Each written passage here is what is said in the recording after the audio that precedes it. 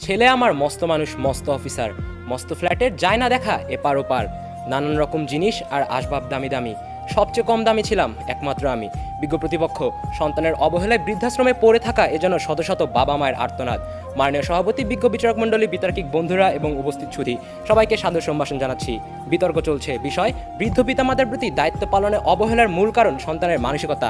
অত্যন্ত যুক্তিযুক্ত কারণে আলোচ্য প্রস্তাবনার পক্ষে আমার ও আমার দলের অবস্থান। মাননীয় সভাপতি, আজকের বিতর্কের বিষয়কে আমরা 4টি ভাগে সংজ্ঞায়ন করতে পারি: বৃদ্ধ পিতামাতা, দায়িত্ব পালন, অবহেলা এবং মানসিকতা। বার্ধক্য, বৃদ্ধ বয়স বা বৃদ্ধাবস্থা হচ্ছে মানব জীবনের শেষ ধাপ, যা একটি স্বাভাবিক ও জৈবিক ঘটনা এবং আনুক্রমিক গতিতে এগিয়ে আসা শারীরিক বা দৈহিক অবক্ষয়, যার ফলে বয়স বৃদ্ধির সাথে সাথে কর্মক্ষমতা এবং প্রতিরোধ ক্ষমতা হ্রাস পায়। জাতিসংঘের রাষ্ট্রনীতি অনুযায়ী বৃদ্ধ ব্যক্তি তারা যাদের বয়স 60 বা তার ঊর্ধ্বে। দায়িত্ব হচ্ছে আপনার ক্ষমতা, নিয়ন্ত্রণ এবং ব্যবস্থাপনার অধীনে এমন কিছুর প্রতি দায়ী থাকা যার ভালোমন্দের জন্য আপনাকেই প্রশ্নবিদ্ধ করা হবে আর আপনিই দায়ী থাকবেন। ব্ল্যাকস ল ডিকশনারি মতে অবহেলা হচ্ছে যত্নের মানদণ্ড অনুশীলনে ব্যর্থতা, যা একজন যুক্তিসঙ্গত এবং বুদ্ধিমান মানুষ অনুরূপ পরিস্থিতিতে করত, অর্থাৎ প্রদত্ত পরিস্থিতিতে ইচ্ছাকৃতভাবে অসতর্কতা অবলম্বন করা। এই অবহেলা আবার 3 ধরনের: সামাজিক, আর্থিক এবং মানসিক। আর মানসিকতা হচ্ছে একজন মানুষ বা গোষ্ঠীর চিন্তাধারার উপায়, যা দ্বারা তারা ভিন্ন ভিন্ন সিদ্ধান্তে উপনীত হন। মাননীয় সভাপতি, স্ট্যাটিস্টিকা.com-এর এক জরিপ অনুযায়ী বর্তমান বিশ্বে 60 বছরের ঊর্ধ্বে জীবিত ব্যক্তির সংখ্যা মোট জনসংখ্যার 22%, আর বাংলাদেশ ব্যুরো অফ স্ট্যাটিস্টিক্স অনুযায়ী বাংলাদেশে এই হার 37%। এরাই সেই বৃদ্ধ মা বাবারা যাদের বেশিরভাগ সময় কাটছে অবহেলায় কোনো বৃদ্ধাশ্রমে অবহেলিতভাবে। বিজ্ঞ প্রতিপক্ষ, চিন্তা করে দেখুন, ছোটবেলায় যেই বাবা মা ছিল সন্তানের কাছে সবকিছু, কলেজের গণ্ডি পেরোনোর পরে তারা যেন হয়ে যায় অচেনা। সন্তানের মনে জন্ম নিতে শুরু করে বাবা মায়ের বাড়তি খরচ, স্ত্রীর সাথে বাবা মায়ের সম্পর্ক সম্বলিত নানা রকম দ্বিধা। তাই বিজ্ঞ প্রতিপক্ষ, বড় হয়ে আপনি একজন ভালো ডাক্তার বা ইঞ্জিনিয়ার হলেও এসব দ্বিধাপূর্ণ মানসিকতা নিয়ে কখনো একজন ভালো সন্তান হতে পারবেন না।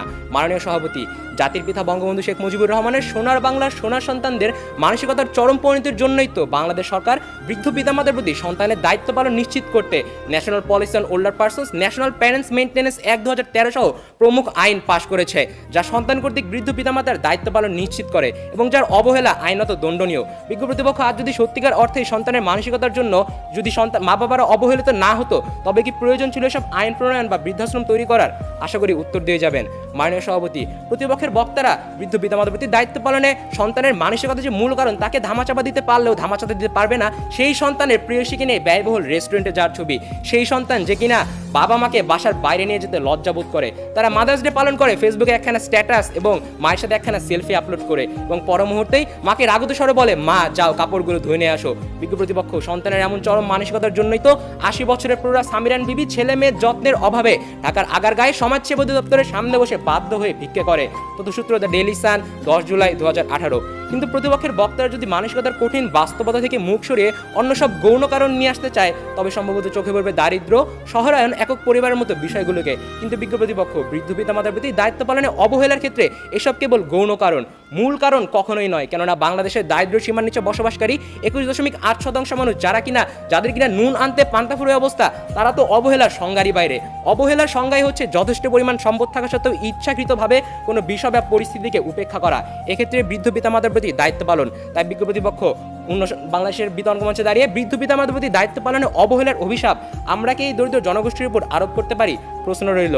আবার একক পরিবারের খাতিরে কৌশলে নিজের বাবা মাকে দূরে ঠেলে দিলেও আধুনিক সমাজের অত্যাধুনিক আইটি প্রযুক্তি দিয়ে দিনে যদি অন্তত 5 থেকে 10 মিনিটের জন্য সেই বাবা মায়ের খোঁজ নেওয়ার মানসিকতা আপনার না থাকে, তবে তো আপনি আপনার ঘৃণ্য মানসিকতার মাঝকে একক পরিবারের শাক দিয়ে ঢাকার বৃথা চেষ্টা করছেন। বিজ্ঞ প্রতিপক্ষ, আপনারা সম্ভবত হযরত বাইজিদ বোস্তামি রাদিয়াল্লাহু তাআলা আনহুর কথা ভুলে গিয়েছেন। অসুস্থ মায়ের পাশে পানির গ্লাস হাতে নিয়ে যে দাঁড়িয়েছিলেন সারা রাত, তবুও মাকে ডেকে তুলেননি, মা কষ্ট পাবে বলে। আর বর্তমান সমাজের সন্তানেরা তো নিজের সাংসারিক জীবনে কাজকর্মের জন্য নিজের বৃদ্ধ বাবা মাকে বাসার ভৃত্যে পরিণত করেছে। বিজ্ঞ প্রতিপক্ষ, যে নিঃস্বার্থ বাবা মারা নিজেরা না খেয়ে সন্তানকে খাইয়েছে, সন্তানের এক বিন্দু ভালোবাসার জন্য দিনের পর দিন মাথার ঘাম পায়ে ফেলেছে, জীবনের শেষ ধাপে তারা সন্তানের আর্থিক সহায়তা চান না, চান শুধু এক বিন্দু ভালোবাসা। নিঃসঙ্গতায় সন্তানের মুখে শুনতে চান মা বাবা ডাকটুকু, কিন্তু সন্তানের তো তাদের সেই ভালোবাসা দেয় না, বরং অবহেলায় ফেলে রাখে কোনো বৃদ্ধাশ্রমে। অবহেলার সুরটা অনেকটা এরকমই, কেউ বলে বুড়ো ভাম, কেউ বলে পাজি, কেউ বলে এইবার বেটা মরলেই বাঁচি, ঘরে গুঞ্জন, বরাদ্দ ভ্রুকুঞ্চন, দেখলেই মুছে যায় ছেলের হাসি, অপরাধ একটাই জেনে রেখে সবাই, আমার বয়স হলো 80। বিজ্ঞ প্রতিপক্ষ, আমি আপনি আমরা কেই চিরতরুণ নই, আমাদের সবাইকেই আসিতেই হইবে। নিজের সেই জীবনে যখন আপনার সুপ্রতিষ্ঠিত সুশিক্ষিত সন্তান আপনাকে অবহেলায় ফেলে রাখবে বৃদ্ধাশ্রমে, তখন সে অবহেলার জন্য কাকে দায়ী করবেন? এই প্রশ্ন রেখে শেষ করছি আমার বক্তব্য। ধন্যবাদ মাননীয় সভাপতি, ধন্যবাদ সবাইকে।